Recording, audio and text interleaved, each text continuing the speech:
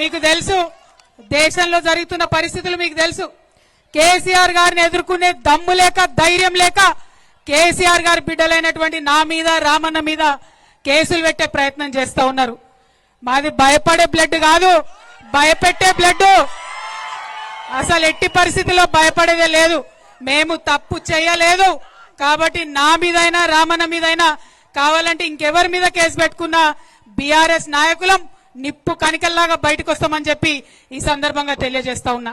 ఎందుకైతున్నాయి కేసులు? ఇవాళ కేంద్రంలో ఎదిరించి మాట్లాడితే కేసు, అగో చైనా వాడు బార్డర్ లోపలికి వచ్చిండు, మరి చూసుకొని జరా అంటే కేసు, మరి ప్రజలకు మంచి జరుగుతలేదంటే కేసు.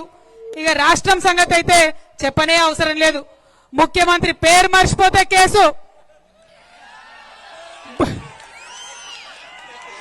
భూమి ఇయ్యకపోతే కేసు, రైతు భూమి ఇవ్వకపోతే కేసు, ఫేస్బుక్ లో మా అన్నదమ్ములు ఒక చిన్న పోస్ట్ పెడితే కేసు, ట్విట్టర్ లో మా ప్రొఫెసర్ లేదన్న అభిప్రాయం చెప్తే కేసు, ఇన్స్టాగ్రామ్ లో మా అక్క చెల్లెలేదన్న చిన్న వీడియో పెడితే కేసు.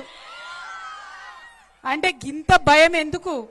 నిజాన్ని ఫేస్ చేయలేరా? మేం లేమా 10 ఏళ్ళ అధికారంలో? ప్రజలు మమ్మల్ని అనలేదా? Hi everybody, this is Kiriti Damaraju. Like, share and subscribe to Saira TV. Oh, Saira!